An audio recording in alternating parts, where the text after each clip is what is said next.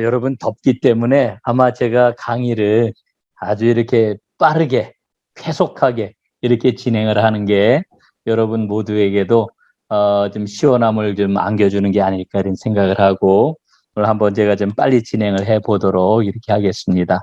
자, 우리가 지난 시간에는 4과 5가 이렇게 두 과를 좀 공부를 했는데 4과를 좀 간략하게 복습을 하도록 하겠습니다. 4과는 이제 하나님의 계획이 이제 어떻게 전개가 되는가를 보여주는 그런 그 과인데요. 여러분, 이 그림을 통해서 우리가 확인하게 되는 것은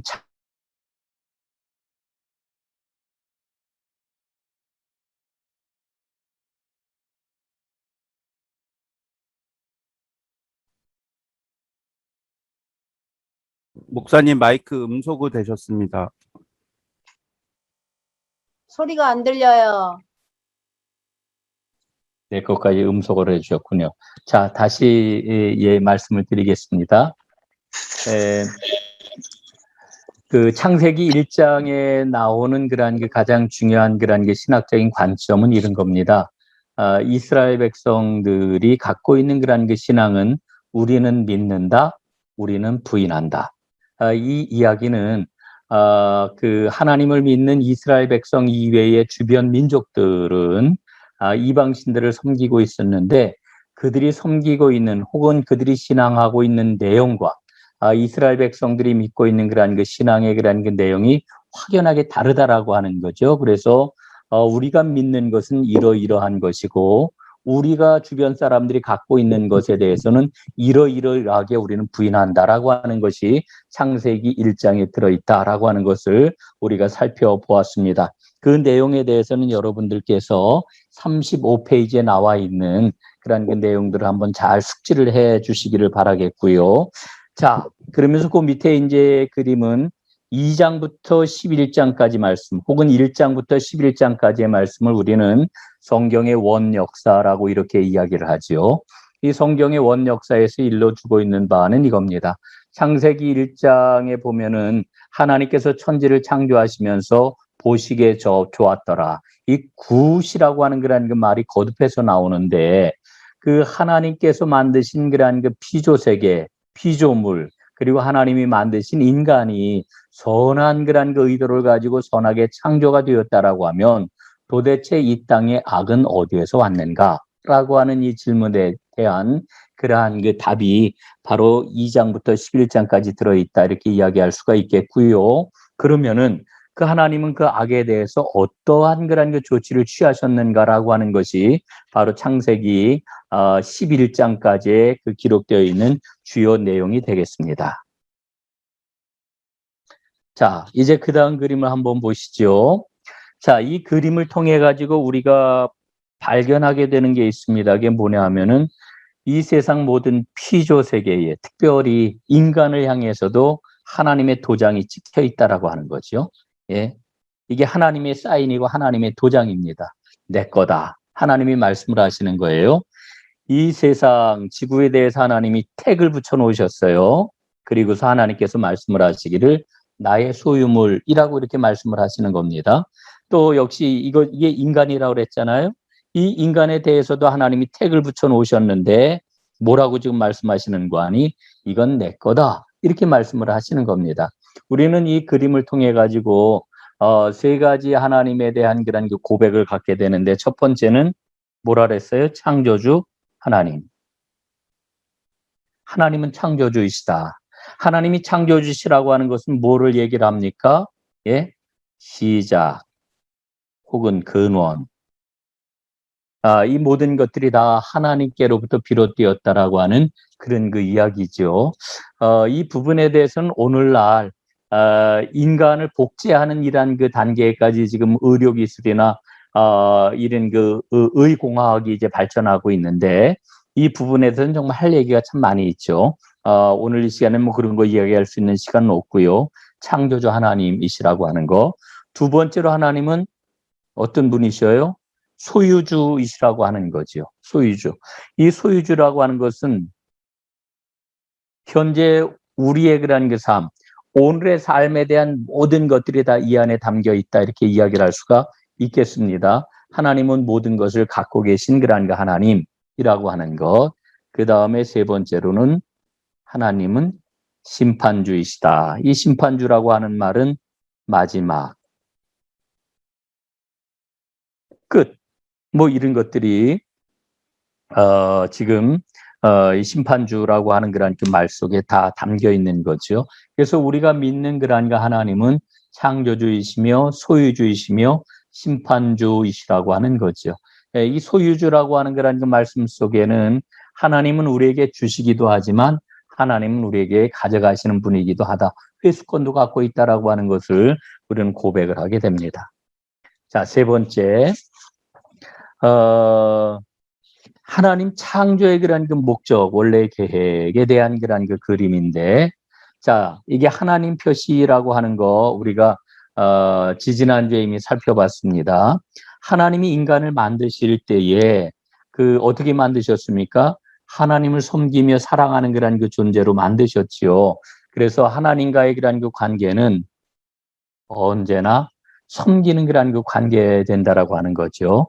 예수님이 우리에게 보여주셨던 것처럼 우리는 무릎을 조아리고 손을 들어 주님께 섬기는 이와 같은 삶을 살아야 되는데, 이 섬김을 보다 더 구체적으로 표현을 하면은 하나님을 사랑하고 이웃을 사랑하는 삶, 하나님을 사랑하고 이웃을 사랑하는 삶. 그래서 이 사랑의 그런 그 화살이 끊어지지 않았다라고 하는 것을 우리는 이 그림에서 보게 되는 겁니다.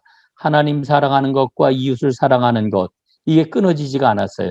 하나님을 사랑하는 것과 이웃을 사랑하는 게 끊어지지 않았는데 그게 바로 섬김의 그런 게 삶이고, 그와 같은 삶을 살아야만 왕이신 하나님, 예, 크라운 아닙니까? 왕관인데 왕이신 하나님을 우리가 제대로 모시고 살아가는 거다. 이렇게 이야기를 할 수가 있습니다. 그래서 하나님과 사람 사이의 그런 그 관계, 사람과 사람 사이의 관계가 온전해질 때에 하나님의 그런 그 공동체는 제대로 설 수가 있다라고 하는 것이고, 하나님은 언제나 모든 사람들이 함께 손잡고 주님을 섬기면서 살아가기를 원하신다. 이게 바로 이제 그 하나님의 원래의 계획이라고 하는 거죠. 이 창조의 목적이고요. 그리고 구원이라고 하는 것은 바로 원래 하나님께서 만드셨던 창조의 목적대로 우리의 모든 삶이 회복되는 겁니다. 회복. 예, 회복.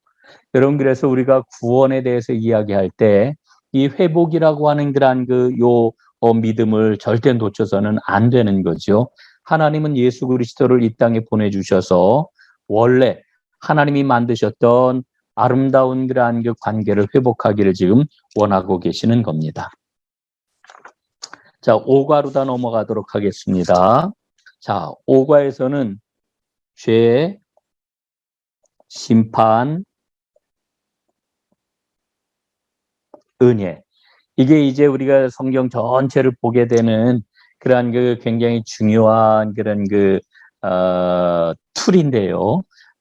이게 성경 전체를 지금 관통을 하고 있죠. 이 하나님께서 죄를 범한 그런 그 인간에게 심판을 행하시지만 동시에 하나님은 심판으로 끝내지를 아니하시고 은혜로 우리에게 구원을 베풀어 주시는 분이시다라고 하는 것을 이제 11장까지 말씀을 통해서 좀 자세히 살펴보도록 이렇게 합니다. 자, 여러분, 이 그림은 잘 알고 있는 것처럼 죄가 점점 확산되어 가는 이와 같은 그런 그 장면을 보여주고 있는 그림이다. 이렇게 이야기를 할 수가 있겠습니다. 에덴 동산 2장이지요. 창세기 2장. 우리의 처음 조상 아담과 하와가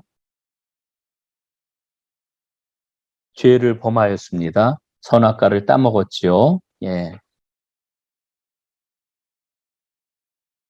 선악과를 따먹었습니다. 이 선악과를 따먹음으로 인해 가지고 하나님과 인간 사이에 있었던 그 아름다운 신뢰의 관계,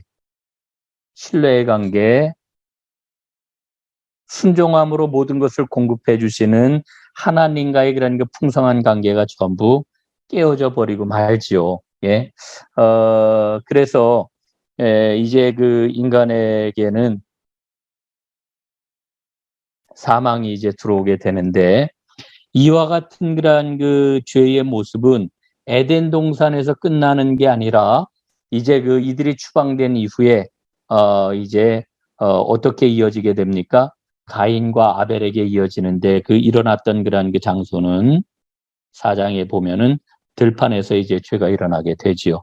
그래서 형제가 형제를 죽이는 살인 사건이 이제 일어나게 되는 거고, 그 다음에 이제 6장으로 넘어가게 되면은 하나님의 아들들과 사람의 딸들이 결합을 하게 되는, 그래서 죄가 온 땅에 간영하게 되는 이와 같은 그런 그 일들이 일어나게 되는데, 이와 같은 그런 그 모습은 상징적으로 우리에게 뭐를 보여주냐 하면은 죄가 멈추지 않고 점점 확산되어 간다라고 하는 것을 우리에게 보여주고 있는 것입니다.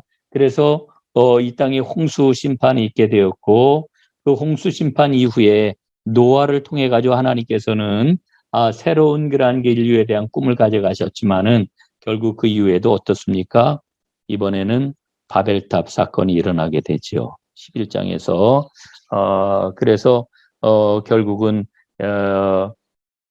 이제 인류는 흩어지게 되고 온 세상에 죄는 가득하게 되었다라고 하는 것이 성경에서 보여주고 있는 죄의 침범과 학대에 대한 그런 그 말씀이 되겠습니다. 자, 죄가 이제 인간에게 들어옴으로 인해 가지고 하나님과의 그런 그 관계가 끊어지게 되었다라고 하는 것은 이제 우리가 이미 보았지요. 하나님과 사람 사이의 관계가 깨어지고 말았습니다. 여러분, 이 죄를 상징하는 이 그림을 우리는 좀 잘 그려야 돼요. 자꾸만 그려야 될 그림이니까. 이 상징은 결국은 사랑은 원래 하나님께서 만드신 그러한 그 사랑스러운 그러한 그 본래 모습은 하나님을 사랑하고 이웃을 사랑하고 이 인간이 중간에 있어 하나님을 사랑하고 또 다른 사람을 사랑하는 이와 같은 그런 그 모습인데 이게 다 끊어지고 결국은 자기만을 사랑하는 이런 그 자기애 혹은 이기주의 이게 바로 죄의 본질이라고 하는 거 말씀을 좀 드렸습니다. 자, 죄가 이렇게 들어옴으로 인해 가지고 하나님과 사람 사이가 끊어지게 되고요.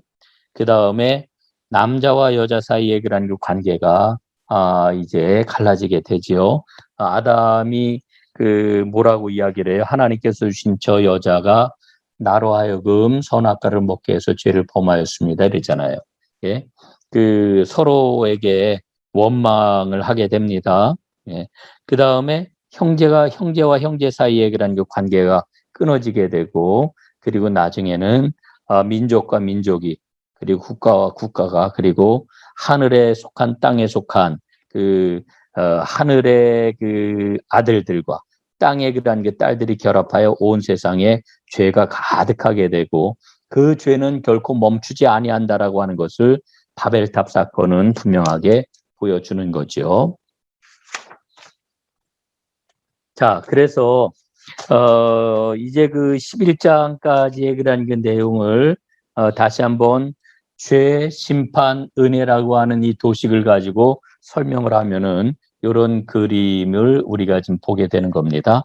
하나님은 세상을 창조하실 때 선하심을 가지고 창조를 하셨습니다. 그래서 성경을 보게 되면은 하나님이 창조를 마치실 때마다 굿, 좋다. 이렇게 표현하고 계시는 것을 우리가 보지 않습니까? 그런데 죄를 범하게 되죠.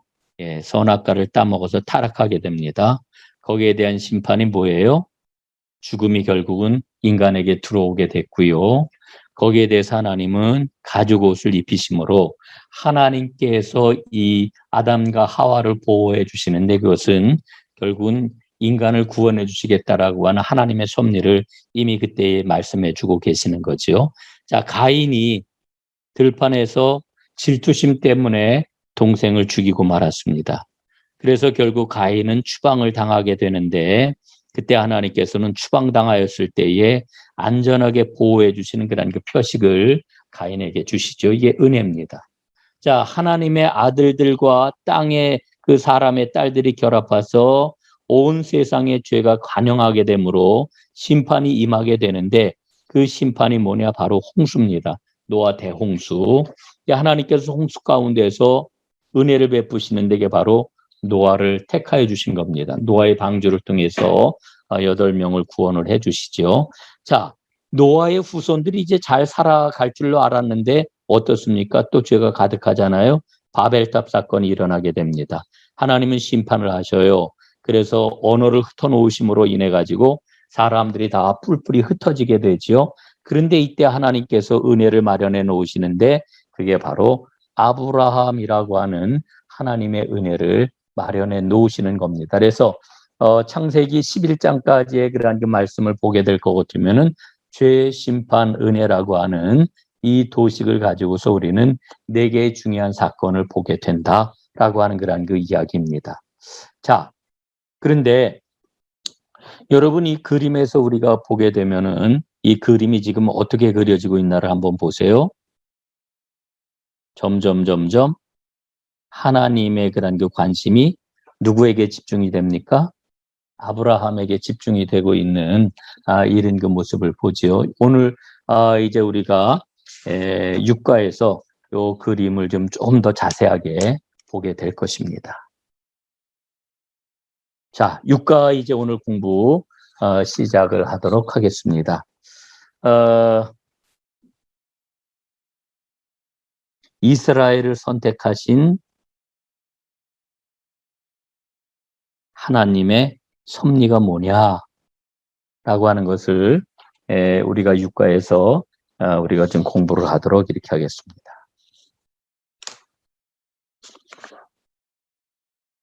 자, 여러분 요 그림을 한번 보십시오. 요 그림은요, 지금 어떤 그림들이 합쳐진 거냐 하면은요, 5과의 A, 그 다음에 5과의 B, 그 다음에 그 2개를 합쳐가지고서 오늘 새로운 그런 그 그림, 6과의 그런 그 그림이 지금 나온 겁니다.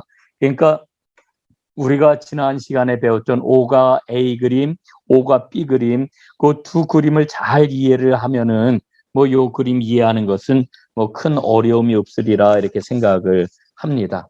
자, 여러분 한번 좀 보시기를 바랍니다. 지금 한번 좀 다시 한번 복습을 한다라고 하면은 첫 번째 그런 그 죄악 가운데서 죄를 저지르고 결국 인간은 타락을 하게 되죠. 하나님의 심판으로 결국은 이 땅에 죽음이 들어오게 되고 하나님께서는 은혜로 하나님의 섭리를 이제 보여주십니다. 그리고 가인이 죄를 범하였죠. 살인을 했고 그리고 거기에 대한 그런 그 심판은 추방이었습니다. 거기에 대한 은혜는 보호 표식을 주는 것이었고 세 번째의 그러한 그 죄는 세계적으로 죄가 관영하게 되었을 때에 홍수 심판이 일어나게 되고 노아를 준비해 주셨습니다. 그리고 네 번째 죄악은 바벨탑 사건인데요. 거기에 대한 심판은 흩어지는 거였는데 하나님이 아브라함을 부르셨다 하는 걸 우리가 지난 시간에 보았지요.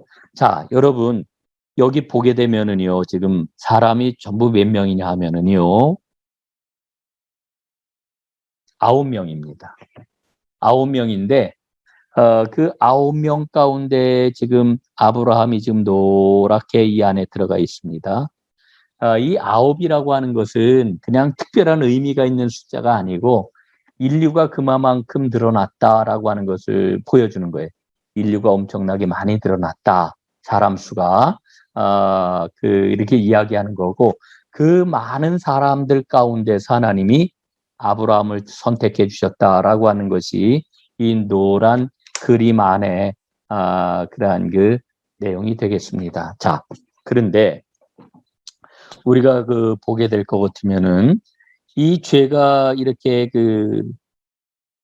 죄가 인간과 이 세계 안에 들어온 것 아닙니까? 그래서 제일 먼저 하나님과 사람 사이에 관계가 이렇게 단절이 되고 균열이 되고 그리고 남편과 아내 사이에 형제와 형제 사이에 민족과 민족 사이에 분열이 생겨나게 되는 단절이 생겨나는 이와 같은 역사가 이게 이제 인간의 역사인 것인데, 자, 그런데요, 이 하나님의 그런 그 창조 때로부터 이 아브라함 때까지를 보게 될 것 같으면은 우여곡절이 있었지만 어떻습니까? 사람의 그러한 그 인구 숫자는 점점 어떻게 되는 거예요? 늘어나는 거예요, 이만큼.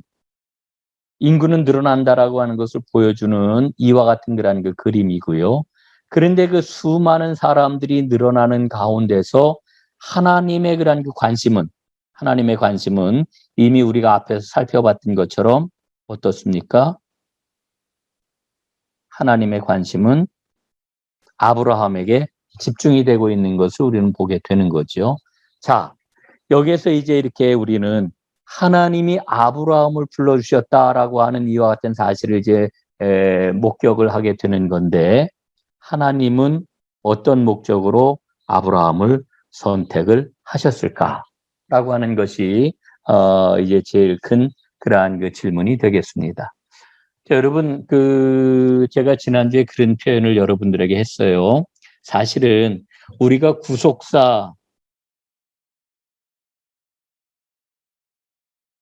구속사라고 하는 관점에서 보게 될 것 같으면은 창세기 1장부터 11장까지는 아브라함의 등장을 위한 서론이다. 이렇게 이야기를 할 수 있어요. 예? 창세기 1장부터 11장까지의 그러한 그 말씀은 아브라함이 등장하기 위한 서론적인 그런 그 이야기다. 아브라함이 왜 등장할 수밖에 없었느냐라고 하는 것을 설명해 주는 그와 같은 그런 그 내용이 바로 1장부터 11장까지의 그런 그 내용이다. 이렇게 이야기를 할 수가 있는 거지요. 그리고 아브라함이 이제 마침내 등장을 하게 되는 것입니다. 자, 그러면은 우리는 이 하나님께서 왜 아브라함을 선택을 하셨느냐라고 하는 것을 다시 한번 좀 생각을 해보게 되는 거죠. 하나님이 아브라함을 택해 주신 것은 굉장한 그런 그 특권이라고 하는 생각이 들어요. 예? 엄청난 특권이잖아요. 야, 세상에 어떻게 하나님이 아브라함을 턱 집어가지고서 이렇게 선택을 해주셨을까? 엄청난 특권이다라고 하는 그런 게 생각이 드는데 명예스럽고, 그것은 사실은 하나님의 특별한 일을 수행하게 하시려고 하나님이 아브라함을 불러주셨다. 이렇게 이야기를 하게 되는 거죠. 자, 그래서 아브라함과 아브라함의 후손인 이스라엘을 통해 가지고 하나님께서 이루시려고 하는 것은 바로 하나님과 인간, 그리고 인간과 인간 사이에 그 깨어졌던 교제를 회복시키시려고, 다시 그 말씀을 드리면은 이 망가진 그런 게 세상 가운데서 인간과 세계를 구원하시려고 아브라함을 불러 주신 것이다. 이렇게 이야기를 할 수가 있겠습니다. 자, 요게 이제 그 중요한 그런 그 메시지가 되겠고요.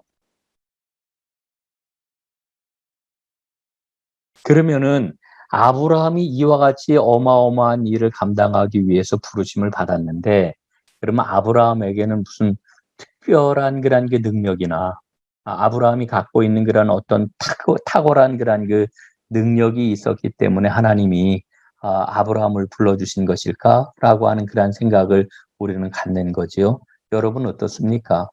아브라함은 다른 사람하고 다른 특별한 그런 그 은혜나 혹은 특별한 그러한 그 능력이나 혹은 특별한 재능이나 뭐 이런 게 있는 그러한 그 사람이었을까요? 그렇지 않다라고 하는 거죠. 제가 그 크로스웨이 공부를 할 때마다 육과에서 꼭 했던 그러한 그 이야기 가운데 하나가, 제가 어렸을 적에 그 주일학교에서 선생님이 성경 공부할 때 일러주셨던 그런 그 말씀이 생각이 나요. 이게 어떤 내용이냐 하면은, 아브라함의 아버지 테라가 우상을 만들어 파는 사람이었대요. 그런데 아브라함은 하나님을 잘 섬겼기 때문에 어느 날 아버지가 없는 틈을 타가지고 그 우상에 대한 그런 적개심을 가지고 그 아버지가 파는 그런 우상들을 탁 때려 부쉈다는 거지요. 그만큼 아브라함은 하나님을 사랑하는 마음이 특별했다. 왜 어렸을 때 들었던 이야기인데 지금도 제 그 머릿속에, 마음속에 남아 있어요. 그런데 이 이야기가 어떨까요? 이게 사실일까요? 아니에요. 픽션이에요. 픽션. 성경은 그렇게 일러주고 있지를 않아요. 여러분 교재를 한번 보십시오. 51쪽 3번입니다. 왜 하나님은 단지 아브라함만을 선택하셨는가? 왜 그 밖에 다른 사람들을 선택하지 않으셨는가? 이런 질문을 받게 되면은 자칫하면 아브라함에게는 하나님이 아브라함만을 선택하여 부르실 만한 어떤 장점 같은 것이 구비되어 있었다고 단정하고 싶다. 그들은 다음에 몇 가지 사실을 제시한다. 아브라함은 다른 사람들보다 더 의로운 사람이었을 것이다. 어느 모로 보나 하나님의 부르심을 받을 만한 자격을 갖추고 있었을 것이다. 또 하나님께서는 아브라함이 장차 지도자가 될 만한 능력을 가지고 있다고 생각하셨을 것이다. 또 아브라함은 그 당시에 모든 사람들처럼 우상을 숭배하던 사람이 아니었을 것이다. 이렇게 생각을 우리는 흔히 한단 말이죠. 그러나 성경은 전혀 그렇게 말씀하고 있지를 않아요. 예. 창세기의 그런 그 말씀을 보면은 아브라함이 죄인에 불과했고 그를 통해 가지고 성취된 그런 그 일들은 모두 하나님께서 직접적으로 역사한 결과였다. 예. 소리 좀 어떻게 좀 잡아주세요. 예. 자, 특별히 여러분들에게 강건세 목사님, 올림픽 왜 하냐고 난리를 치더니만. 강건세 목사님 소리 좀 잡아주세요. 한 차례 도전이 있었습니다.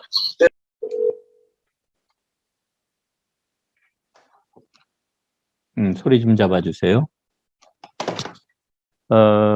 특별히 여러분들에게 성경 구절 좀 꼭 찾아 읽으시라고 권하고 싶은 것은 51쪽에 나와 있는 대로 여호수아 24장입니다. 이 말씀 오늘 집에 가셔서 집에서 요 공부 끝난 다음에 꼭 한번 보시면은 조상들이 강 건너에서 우상을 숭배하던 사람들이라고 하는 명백한 그런 그 말씀이 나와 있는 것을 우리가 보게 되지요.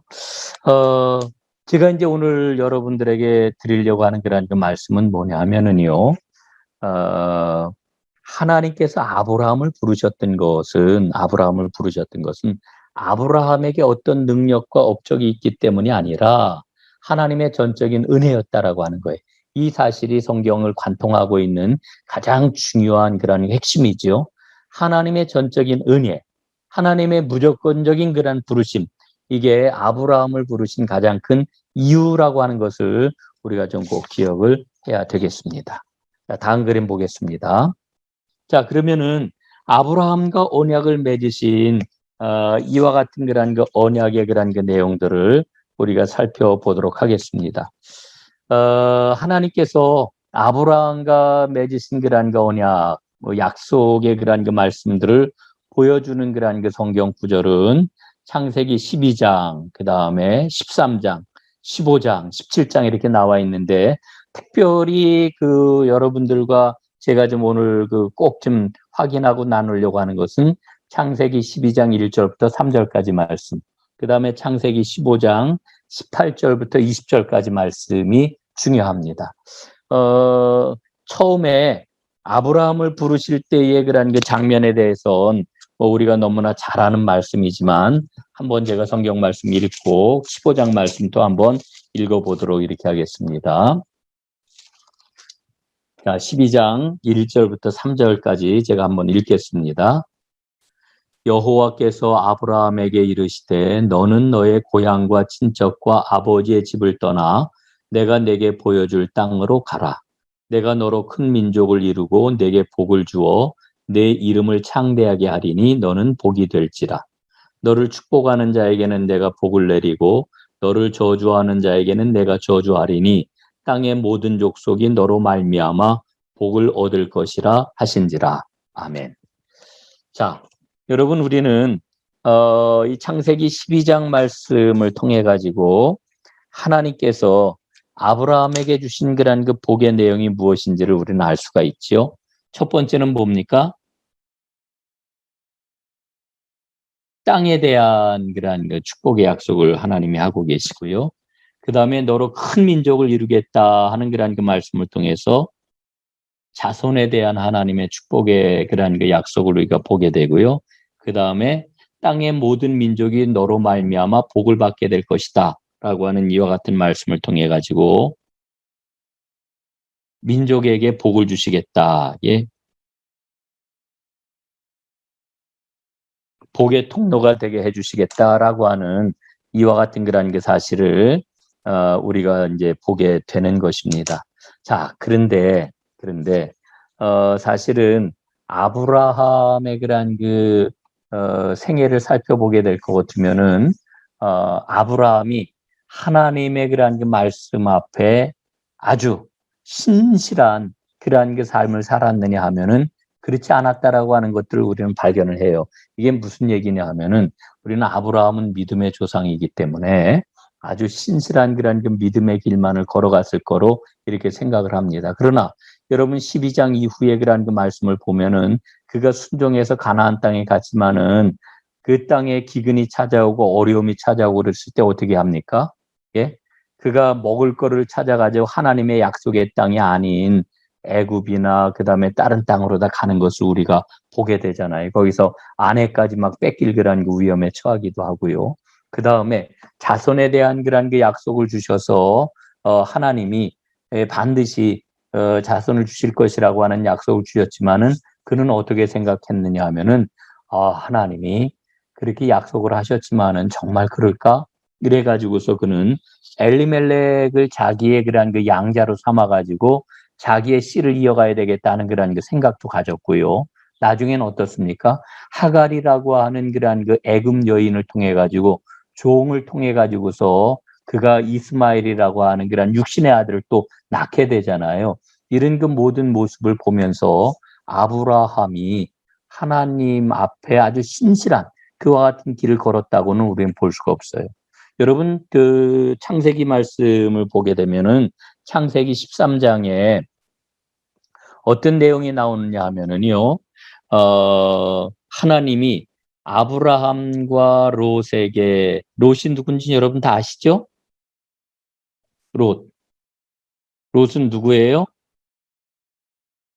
아브라함의 조카예요. 아브라함의 조카. 그 하란 땅에서 가나안 땅으로 올 때에 조카 롯을 데리고 와요. 아브라함에게는 자식이 없었기 때문에 이 롯을 정말 자기 친자식처럼 이 생각을 하면서 데리고 다녔던 그러한 조카인데요. 어쨌든 가나안 땅에 와가지고 큰 복을 받아가지고 예, 그 양을 치고 있었는데 더 이상 같이 살 수 없을 정도가 되어가지고 헤어지잖아요. 그때 아브라함이 뭐라고 이야기를 합니까? 조카 롯에게 내가 좌하면 나는 우하겠고 내가 우하면 나는 좌하리라. 여러분 이게 굉장히 아브라함이 갖고 있는 관용, 아주 관대한 마음, 예? 그래서 아주 훌륭한 인격을 가지고 있는 이와 같은 하나님의 축복을 확신했기 때문에 아주 넓은 아량을 가지고 조카에게 먼저 선택권을 내어준 그러한 아브라함의 멋진 모습이라고 우리가 흔히 생각을 하는데 여러분 한번 이렇게 생각을 해보십시오. 만약에 조카 롯이 하나님이 약속하신 땅 가나안을 택했다라고 하면은 아브라함 어떻게 해야 됐을까요? 가나안을 떠나야 되는 거예요.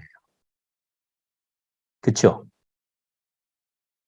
그러니까 사실은 이것도 하나님의 관점에서 보게 될 것 같은 믿음이라고 하는 관점에서 보게 되면은 이 조카 롯하고 헤어지는 그러한 그 장면도 사실은 이게 믿음으로 크게 우리에게 도전이 되는 그런 그 말씀이 아니라고 하는 거죠.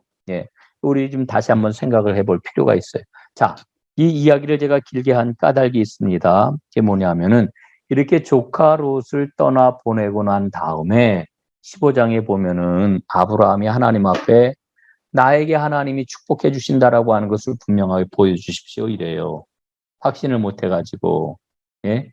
그랬을 때에 하나님께서 아브라함에게 뭘 준비하라고 그러세요? 예? 아브라함에게 동물들을 잡아가지고, 예? 준비하라고 그러잖아요. 그래서 이때 그 하나님이 아브라함과 맺으신 언약이 있는데 그 언약을 가리켜 우리는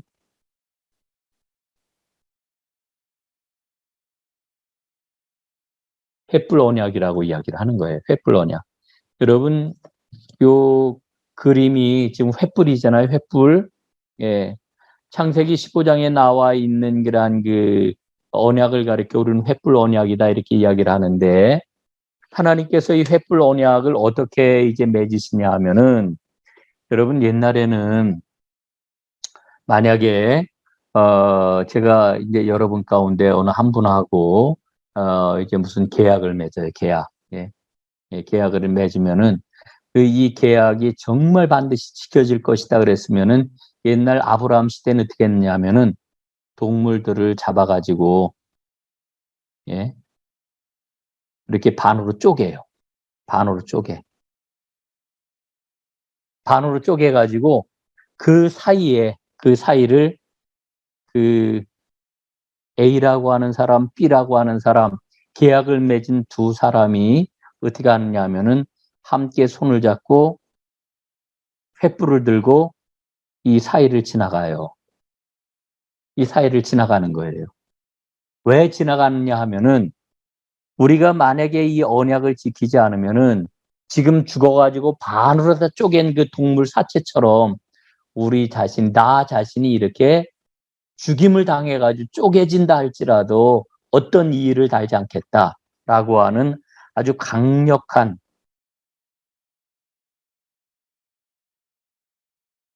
언약의 확인을 하는 그러한 그게 바로 이 횃불 언약이에요. 횃불 언약.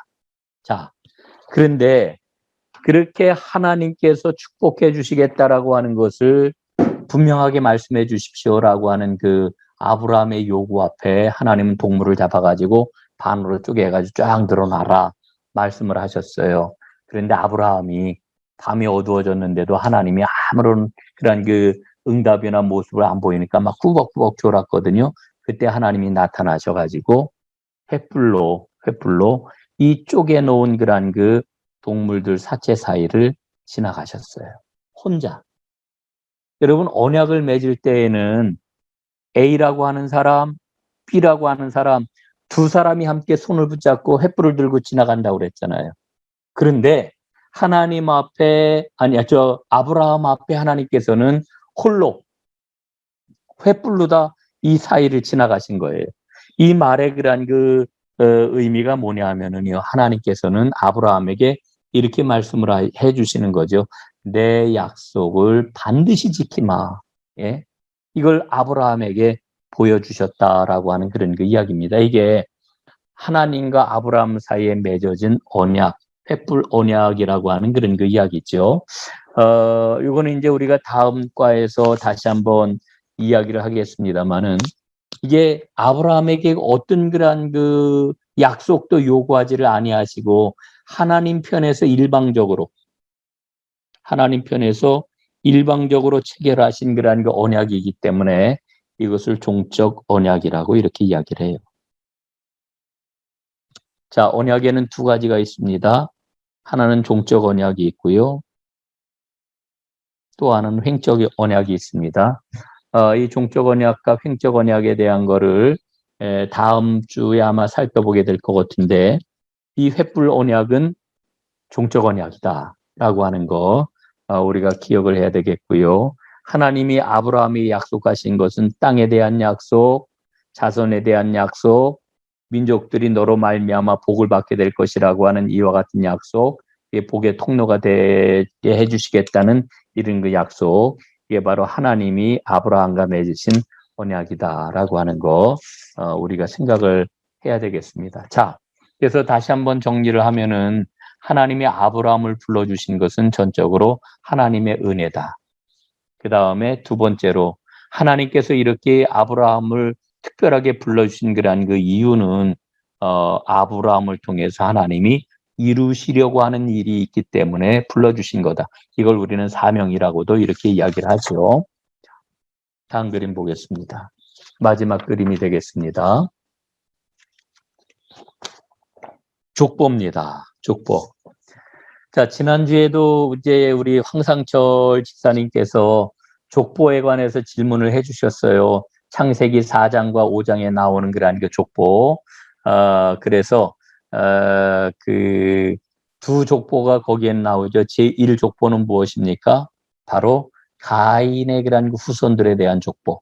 그 다음에, 그 아벨이 죽고 나서 하나님이 세 번째 주신 아담과 하와에게 세 번째로 주셨던 아들 셋의 그러한 그 아들들에 대한 그러한 그 족보, 노아까지의 그러한 그 족보, 이 두 가지 족보가 이제 4장과 5장에 나와 있는 거 여러분들 보셨는데, 자, 오늘 요 족보는 이제 이스라엘의 그러한 그 12아들들까지의 그러한 그 족보가 되겠습니다. 여러분이 족보는 그냥 쉽게 보시면은 이렇게 한번 그림을 그리시면 되겠습니다. 아담에서부터 시작을 해가지고 쭉 오른쪽으로 흘러내리는 이 족보가 의의 족보, 의의 족보 혹은 믿음의 족보 이렇게 이야기를 할 수가 있겠습니다. 예. 이게 이제 그 믿음의 계보를 이어가는 그런 그 족보입니다. 자, 아담에게 다른 아들들이 있었죠. 가인과 아벨이 있었는데 아벨은 죽었고 가인은 동생을 죽임으로 인해 가지고 그 다른 길을 걸어가게 되어요. 자, 그 다음에 세 번째로 주신 아들 셋, 그리고 셋의 그런 그 후손들에게서 노아가 나오고요. 예.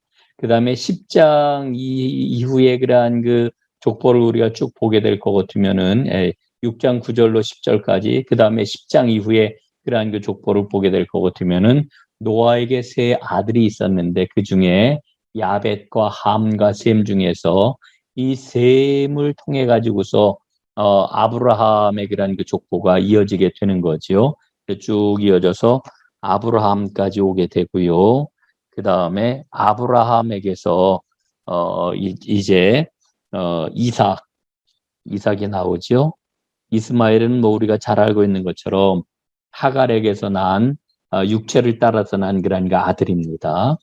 그리고 이삭이 나오고 이삭에게서 에서와 야곱 두 쌍둥이가 나오게 되는데 야곱의 12아들들이 바로 이스라엘의 조상이 되는 거죠. 예, 야곱에게서. 자, 근데 이 족보 가운데서 우리가 보게 되면 이 함의 그러한 그 자손이 가나안 족속들이 여기서 이제 나오게 됩니다. 예. 여기 이 함의 자손들 가운데서 블레셋이 나온다고 보면 되겠어요. 그 다음에 이제 그 아브라함의 그러한 그 형제들을 보면은요, 하란이 있고 나홀이 있고 아브라함이 있었는데 이 하란의 그러한 그 아들이 바로 롯입니다. 롯. 예. 아브라함의 조카지요. 그리고 롯에게 아브라함은 작은 아버지, 삼촌이 되는 거고요. 자, 근데 롯이 여러분 잘 알고 있는 것처럼 롯이 그 소돔 땅이 멸망하게 될 때에 그의 아내가 소금 기둥이 되고요. 그리고 그 소돔 땅에서 모두 다 죽고 그래서 롯의 두 딸의 그러한 그 남편들도 결국은 죽잖아요. 그래서 이제 그 롯의 두 딸이 아버지에게서 얻은 그러한 그 아들들이 바로 모압과 암몬입니다. 예. 그래서 구약 성경에 많이 나오는 이 모압 족속, 암몬 족속 다 여기서 나오게 된 거죠. 자, 그 다음에 아브라함의 그러한 육신의 아들 이스마엘에게서 이스마엘 족속이 나오게 되는 거고요. 이삭의 그러한 그 쌍둥이 아들 에서와 야곱 가운데서 야곱의 12아들들은 이제 이스라엘의 그러한 그 12지파 족장들이 되는 거고요. 에서에게서 에돔 족속하고 아말렉 족속들이 이제 나오게 된다라고 하는 거. 여러분들이 좀 참고적으로 알아두시면은 이제 구약 성경을 읽어 내려가면서 여러 그러한 그 족속들 나올 때, 이 족속은 이스라엘하고 이런 관계를 갖고 있는 족속들이구나. 이렇게 우리가 생각을 할 수가 있겠습니다. 자, 이제 그 마지막 정리를 하겠습니다. 이 구속사적인 게 이제 계본데,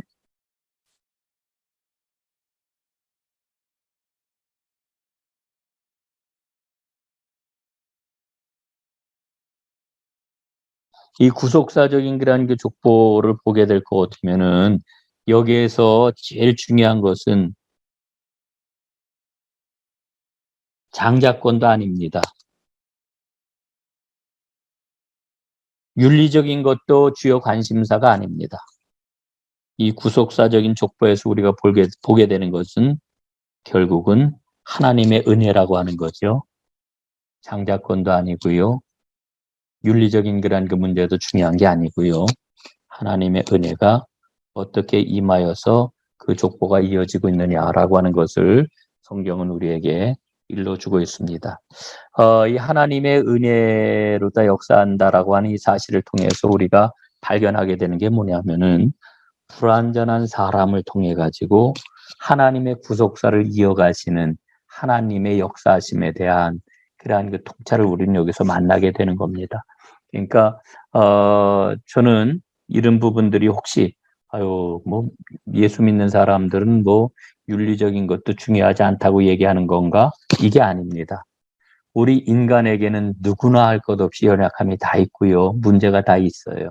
그러나 중요한 것은 하나님은 그 문제가 있고 그리고 연약함이 있고 한계가 있는 그 인간을 내치지 아니하시고 그를 붙들어서 하나님의 역사를 이어가신다라고 하는 것이 성경에서 면면이 이어져 오고 있는 아주 중요한 그러한 그 메시지라고 하는 것을 우리가 꼭 붙잡아야 되는 거죠. 여러분, 우리가 그래서 나 자신이 얼마나 하나님의 큰 은혜를 받았느냐라고 하는 것을 놓치지 않는다라고 하면은요, 다른 사람에 대하여서 윤리적인 그러한 그 도덕적인 잣대를 들이대고 정죄하는 일이 우리에게는 없을 것입니다. 이 하나님의 은혜가 정말 우리 삶 가운데 좀 잘 관통이 되면 좋겠다 하는 그런 그 생각을 갖습니다. 자, 오늘 6과까지 모두 마치도록 하겠습니다. 혹시 여러분들 질문할 게 있으면 질문해 주시기를 바랍니다. 지난주에는 그래도 몇 분이 질문을 해 주셔가지고 제가 아주 굉장히 감사하게 생각을 했습니다. 오늘은 질문이 안 계신가요?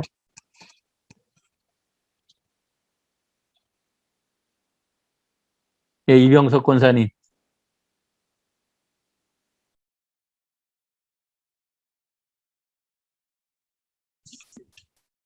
네. 네, 질문할 거 없으셔요?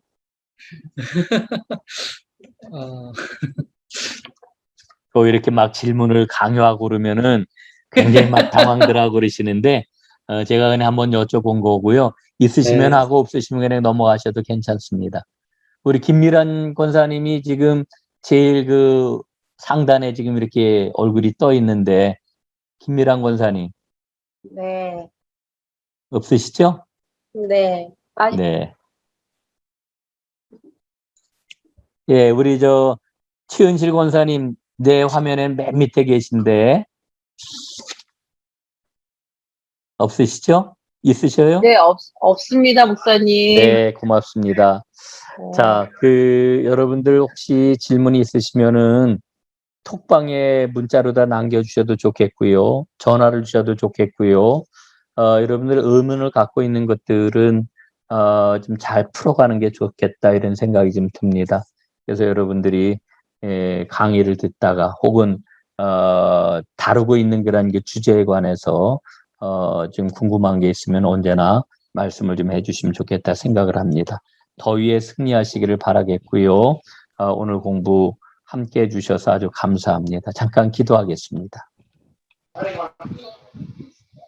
사랑과 은혜가 많으신 아버지 하나님, 오늘 아브라함을 부르시고 그래서 이스라엘을 통해서 하나님께서 이제 이 땅에 복을 내려주시고 수많은 사람들을 하나님께로 돌아오게 하시는 구원의 역사가 어떻게 시작이 되는지를 공부했습니다. 아버지 하나님, 저희들에게 이 공부를 통해서 하나님 은혜의 세계로 더 깊이 더 본격적으로 들어갈 수 있는 하나님 은총을 허락해 주옵시고 믿음으로 날마다 승리하는 하나님의 모든 백성들 되게 하옵소서. 오늘 삶 가운데 어려움을 갖고 있거든. 주님, 그 모든 어려움들을 은총 가운데 잘 이겨내도록 성령님 도와주시기를 간절히 원합니다. 무더위가 너무나 기승을 부리고 있습니다. 건강 지켜 주옵소서.